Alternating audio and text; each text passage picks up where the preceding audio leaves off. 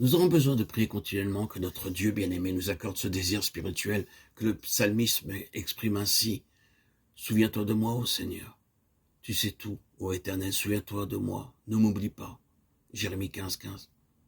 Il n'est pas nécessaire de formuler de longues prières pour exprimer notre désir de connaître Dieu. Une fois simple suffit. Il y avait un jour un petit enfant qui apprenait l'anglais à l'école.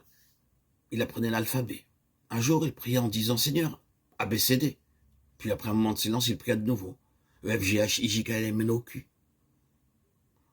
« Que fais-tu, mon enfant » demanda sa mère. « Je prie », répliqua l'enfant. « Que pries-tu »« Maman, je ne sais pas épeler les mots, mais Dieu le peut. Tu me dis que chat, c'est H-A-T donne chat. Gros, G-R-O-S se lit gros. Je ne sais pas épeler même les plus simples paroles, alors je dis les lettres à Dieu et il les reconstitue en paroles. Cet enfant avait la bonne attitude, il priait avec foi. Que vous sachiez ou non utiliser les mots justes dans la prière importe peu.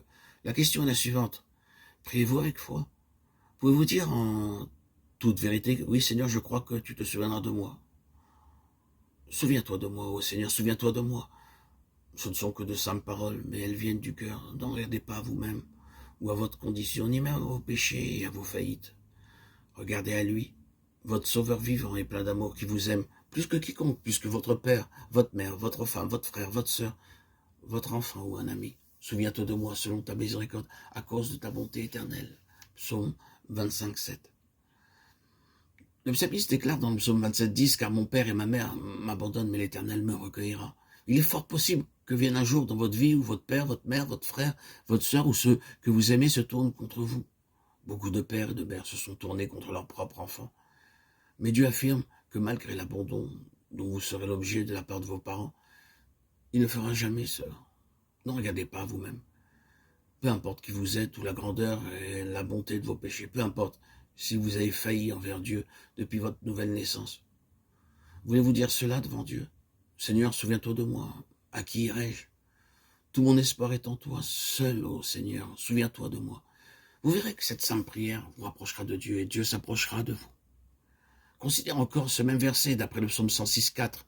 Le psalmiste dit « Éternel, souviens-toi de moi », puis il poursuit « Souviens-toi de moi selon la faveur que tu témoignas envers ton peuple ». Dans Jean 8, 40, 41 et 44, le peuple disait « Nous appartenons à Dieu, nous avons Abraham pour père », mais le Seigneur Jésus leur rappela « Non, vous n'êtes pas le peuple de Dieu, vous avez pour père le diable ». Ce sont des paroles fortes et de telles paroles peuvent offenser. Mais nous devons nous souvenir que ce ne sont pas les paroles d'un homme, elles furent prononcées par le Seigneur, Jésus-Christ.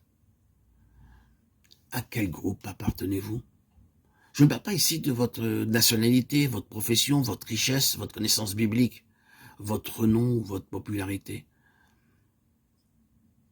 Êtes-vous du peuple de Dieu ou appartenez-vous au second groupe? Ce n'est qu'en recevant la vie divine que vous ferez partie de la famille de Dieu.